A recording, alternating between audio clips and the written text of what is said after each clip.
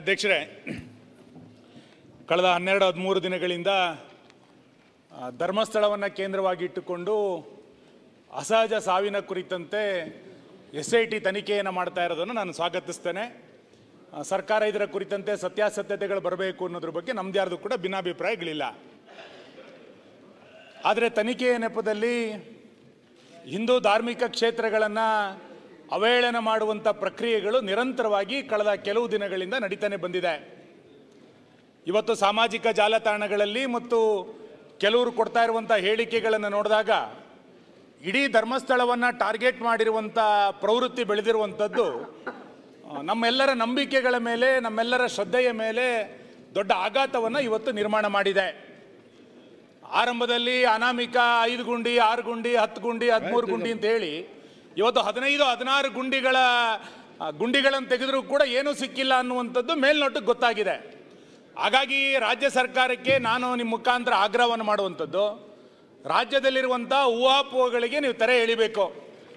SITಯ ತನಿಖೆ ಯಾವ ಹಂತಕ್ಕೆ ತಲುಪಿದೆ, ತನಿಖೆ ಇನ್ಯಾವುದೋ ದಿಕ್ಕಿನ ಕಡೆಗೆ ಹೋಗೋದಕ್ಕಿಂತ ಮುಂಚೆ ಇನ್ಯಾರೋ ಬಂದು ಹೇಳ್ತಾರೆ ಎನ್ನುವ ಕಾರಣಕ್ಕೆ ಎಷ್ಟು ಗುಂಡಿಗಳನ್ನು ಕೂಡ ತೆಗಿಲಿಕ್ಕಾಗಲ್ಲ. ಹಾಗಾಗಿ ಧಾರ್ಮಿಕ ನಂಬಿಕೆಯ ಮೇಲೆ ಯಾರು ಅಪಪ್ರಚಾರಗಳನ್ನು ಮಾಡ್ತಾ ಇದ್ದಾರೆ ಅಂಥವ್ರ ಮೇಲೆ ಕ್ರಮವನ್ನು ಕೈಗೊಳ್ಳಬೇಕು. ಧರ್ಮಸ್ಥಳದ ಪಾವಿತ್ರ್ಯತೆಯನ್ನು ಕಾಪಾಡಲಿಕ್ಕೆ ಸರ್ಕಾರ ಎಚ್ಚರಿಕೆಯನ್ನು ಕ್ರಮವನ್ನು ಕೈಗೊಳ್ಳಬೇಕು ಅನ್ನುವಂಥ ಹಿನ್ನೆಲೆಯಿಂದ ಈ ತನಿಖೆ ಎಲ್ಲಿಯ ತನಕ ಬಂದಿದೆ ಅನ್ನುವಂಥದ್ದನ್ನು ಮಾನ್ಯ ಗೃಹ ಸಚಿವರು ತಕ್ಷಣ ಒಂದು ಹೇಳಿಕೆಯನ್ನು ಬಿಡುಗಡೆ ಮಾಡಬೇಕು ಅಂತೇಳಿ ನಾನು ಸರ್ಕಾರವನ್ನು ಆಗ್ರಹಿಸ್ತೇನೆ. ಇನ್ನೆಷ್ಟು ಗುಂಡಿ ತೆಗಿತೀರಿ ಅನ್ನುವಂಥದ್ದು ಕೂಡ ಸರ್ಕಾರ ಎಷ್ಟು ಗುಂಡಿ ತೆಗಿತೀರಿ, ಇಲ್ಲಿಯ ತನಕ ಮೂಳೆ ಸಿಕ್ಕಿದೆಯಾ ಅನ್ನುವಂಥದ್ದನ್ನ ನಾನು ಹೇಳಿದ್ದೆ, ನಾಳೆ ಡೀಟೇಲ್ ಚರ್ಚೆ ಕೊಡ್ತೇನೆ ಅಂತೇಳಿ. ಈಗಲೇ ಅರ್ಜೆಂಟ್ 1 ನಿಮಿಷ ಅಂತ ಹೇಳ್ತೀರಿ. ಈಗ ಮಾನ್ಯ ಅಧ್ಯಕ್ಷರೇ, ಯಾಕೆ ಎಲ್ಲಿದ್ದೀರಿ? ಕೂತ್ಕೊಳ್ಳಿ. ಅಲ್ಲಿ ಸುನೀಲ್ ಕುಮಾರ್ ಅವರು ಬಹಳ ಪ್ರಾಮುಖ್ಯವಾದಂಥ ಮತ್ತು ಗಂಭೀರವಾದಂಥ ಪ್ರಶ್ನೆಯನ್ನು ಇವತ್ತು ಶೂನ್ಯ ವೇಳೆಯಲ್ಲಿ ಎತ್ತಿದ್ದಾರೆ. ನಾವು ಸರ್ಕಾರ ಏನು ಕಂಪ್ಲೇಂಟ್ಸ್ ಬಂತು, ಜೊತೆಗೆ ಆ ಭಾಗದ ಜನಸಮುದಾಯದ ಒತ್ತಾಯದ ಮೇಲೆ ಇದಕ್ಕೆ ತನಿಖೆ ಮಾಡಬೇಕು ಅಂಥೇಳಿ ತೀರ್ಮಾನ ಮಾಡಿ ಅದನ್ನು 19/7/25 ಒಂದು SITಯನ್ನೇ ಪ್ರಾರಂಭ ಮಾಡಿ ತನಿಖೆಯನ್ನು ಮಾಡೋದಕ್ಕೆ ಆದೇಶ ಮಾಡಿದ್ದೇವೆ. ಈ ತನಿಖೆ ನಡೀತಾ ಇದೆ. ತನಿಖೆ ಪೂರ್ಣ ಆಗಬೇಕು, ಅದಕ್ಕೂ ಒಂದು ಕಾಲಮಿತಿನೂ ಕೂಡ ಇರುತ್ತೆ. ತನಿಖೆ ಅಂತ ಹೇಳಿದರೆ ಎಷ್ಟು ತಾವು ಹೇಳಿದಾಗೆ 100 ಗುಂಡಿಗಳನ್ನ ಹಗಿಯೋದಕ್ಕೆ ಸಾಧ್ಯ ಆಗೋದಿಲ್ಲ. ಆದರೆ ಒಂದು ಹಂತಕ್ಕೆ ತಲುಪಿದ ಮೇಲೆ ಖಂಡಿತವಾಗಿ SITನವರು ವರದಿಯನ್ನು ಕೊಡ್ತಾರೆ. ಆ ವರದಿ ಬಂದ ಮೇಲೆ ನಾನು ಹೆಚ್ಚಿನ ಮಾಹಿತಿಯೊಂದಿಗೆ ಉತ್ತರವನ್ನು ಕೊಡಬಹುದು. ಆದ್ದರಿಂದ ವರದಿ ಬಂದ ನಂತರ ನಾನು ಇದಕ್ಕೆ ಉತ್ತರವನ್ನು ಕೊಡ್ತೇನೆ. ಆಯ್ತು,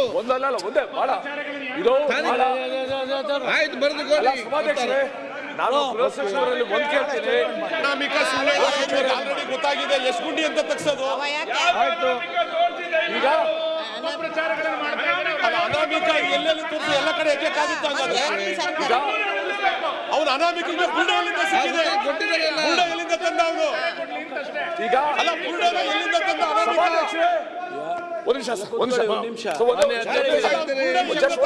ಗೊತ್ತಾಗಬೇಕಲ್ಲ. ಈಗ ಉಸ್ತುವಾರಿ ಸಚಿವರು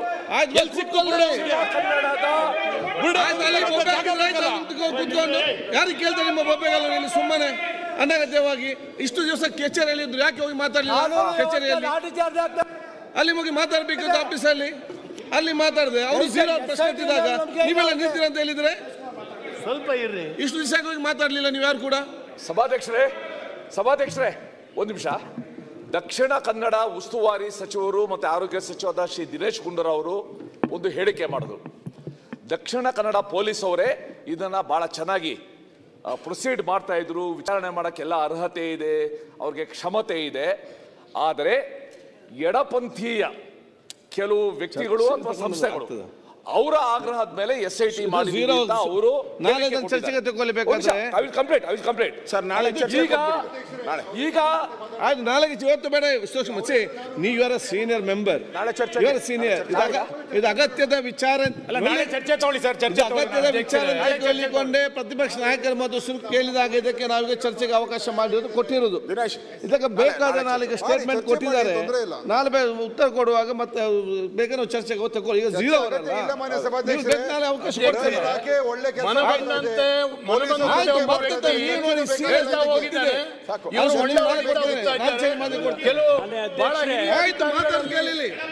ಸಮಯ ಕೊಡ್ತಾ ಇದ್ದಾರೆ.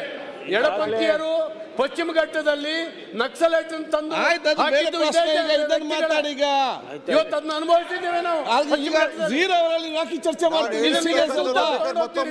ಚರ್ಚೆಗೆ ಅವಕಾಶ ನೀವು ನಾಳೆ ಚರ್ಚೆಗೆ ಅವಕಾಶ ಕೇಳಿ, ಚರ್ಚೆಗೆ ಅವಕಾಶ ಮಾಡಿ ಕೊಡ್ತೇನೆ. ಹರೀಶ್ ನಾಳೆ ಕೊಡ್ತೇನೆ ಚರ್ಚೆಗೆ. ಅದನ್ನ ಅನೇಕ ಜನ ಒತ್ತಾಯ ಮಾಡಿದ್ದಾರೆ. ಮಂತ್ರಿ ಅವರೇ, ದಿನೇಶ್ ಮಂತ್ರಿ ಅವರೇ, ದಿನೇಶ್ ಮಂತ್ರಿ ಅವರೇ, ನಾವು ನಿಷ್ಪಕ್ಷಪಾತವಾಗಿದ್ದೇವೆ. ನಾವು ಯಾರ ಪರನೂ ಇಲ್ಲ, ಎಡನೂ ಇಲ್ಲ, ಬಲನೂ ಇಲ್ಲ. ನಾವು ಎಲ್ಲರೂ ಬೇಕು ನಮ್ಗೆ. ನಾವು ಯಾರ ಮುಚ್ಚಾಕುವಂತ ಪ್ರಶ್ನೆ ಇಲ್ಲ.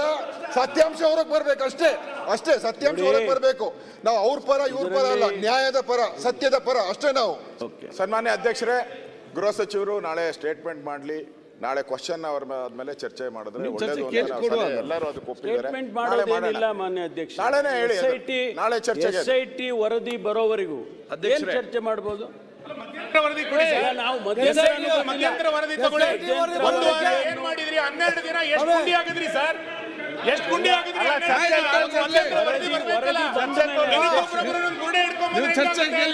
ಒಂದು ವಾರ ತನಿಖೆ ಏನಾಗಿದೆ ಅನ್ನೋದನ್ನ ಹೇಳಿ, ಸ್ಟೇಟ್ಮೆಂಟ್ ಮಾಡಿ. ಒಂದು ವಾರದ ಏನಾಗಿದೆ ಅಂತ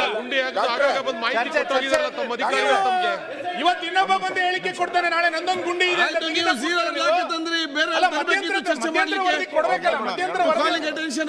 ಚರ್ಚೆ ಮಾಡಬೇಕಿತ್ತಲ್ಲ. ನೀವು ಚರ್ಚೆಗೆ ಹರೀಶ್ ಮೇಲೆ ಚರ್ಚೆ ಕೇಳಿ. ಅಧ್ಯಕ್ಷರೇ ನೀವು ನನಗೆ 8 hours SIT ಅವ್ರ ಜೊತೆ ಇರ್ತಾನೆ. ಇನ್ ಮಿಕ್ಕಿದ ಟೈಮ್ ಎಲ್ಲಿರ್ತಾನೆ ಅಂತ ಗೊತ್ತಿಲ್ಲ. ಪ್ರತಿ ದಿವಸ ಹೊಸ ತಗೊಂಡ್ಬರ್ತಾನೆ. Who is directing? ಅಧ್ಯಕ್ಷರೇ, ಇದು ಪ್ರಶ್ನೆ. It should not become a command performance. ಮಾನ್ಯ ಪ್ರತಿಪಕ್ಷ ನಾಯಕರು should not become a command performance. ಆಮೇಲೆ ಯಾವ ಡೈರೆಕ್ಷನ್ ಆಗ್ತಾ ಇದೆ? ಆಮೇಲೆ ಒಂದು ವಾರ ಮುಗಿದ ನಂತರ ಮಾನಸಿಕ ಅಸ್ವಸ್ಥ ಚರ್ಚೆ ಇಲ್ಲಿ ತನಕ ತೇಜವಾದ ಮಾಡಿ ಆಮೇಲೆ ಒಂದು ಮೆಂಟಲ್ ಅಂತ ಹೇಳ್ಬಿಡ್ತೀರಿ ಅಷ್ಟೇ. ಯಾವ ರೀತಿ ಚರ್ಚೆ? ದಿನೇಶ್ ಅವರೇ, ಕೊನೆ ತನಿಖೆ ಮುಗಿತು, ಮೆಂಟಲ್ ಇದ್ದಾರೆ ಏನು ಮಾಡಕ್ಕಾಗಲ್ಲ ಅಂತ ಹೇಳ್ಬಿಡ್ತೀರಿ.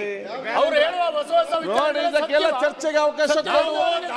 ನೀವು ನಾನು ಚರ್ಚೆ ಕೇಳಿ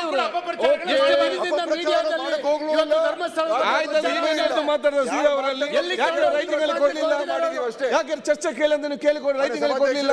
ಅವರು ಝೀರೋ ಅವರಲ್ಲಿ ಪ್ರಸ್ತಾವನೆ ಮಾಡಿದಾಗ ನೀವು ಚರ್ಚೆಗೆ ನಿಂತಾಗ್ತದೆ. ನೀವು ರೈಟಿಂಗ್ ಅಲ್ಲಿ ಕೊಡಿ. ನೀವು ಸದಸ್ಯರಿದ್ದೀರಿ, ಬರೆದು ಕೊಡಿ. ಆಸಕ್ತಿ ಇದ್ರೆ ಒಂದು ಅಲ್ಲಿ ಹೋಗಿ ಮಾತಾಡುದಿಲ್ಲ, ಬರೆದು ಕೊಡುದಿಲ್ಲ. ಇಲ್ಲಿ ಝೀರೋ ಪ್ರಶ್ನೆ ಮಾಡಿ ನೀವೆಲ್ಲರೂ ಕೂಡ ಮಾತಾಡಿದ್ರೆ ಈ ಝೀರೋ ಅವರ ಚರ್ಚೆ ಏನಂತ ಇದು? ಪ್ರತಿಪಕ್ಷ ನಾಯಕರು ಶಿಕ್ಷಣ ಕನ್ವರ್ಟ್ ಮಾಡಿದ್ದೇವೆ. ಚರ್ಚೆ ಕೋರ್ಟ್ ಬಾಧಿತ ಆಗದ ರೀತಿ ಚರ್ಚೆ ಮಾಡಿ ಅವಕಾಶ ಕೊಟ್ಟಿದ್ದೇನೆ. ಅದಕ್ಕಿಂತ ಮುಂಚೆ ಒಂದು ಚುನಾವಣಾ ಪ್ರಸ್ತಾವ ಇದೆ, ಒಂದು 1 ನಿಮಿಷ ಮಾಡಿ ಮುಗಿಸ್ತೇನೆ. ಮಾನ್ಯ ಸಭಾಧ್ಯಕ್ಷರು ಸಚಿವರು ನಾಳೆ ಇದ್ರ ಬಗ್ಗೆ ಆಯ್ತು, ಅದು ಇರ್ಬೋದಲ್ಲ. ನ್ಯೂಸ್ ಫಸ್ಟ್, ನಿರ್ಭೀತಿಯಿಂದ ನಿಮ್ಮ ಪರವಾಗಿ.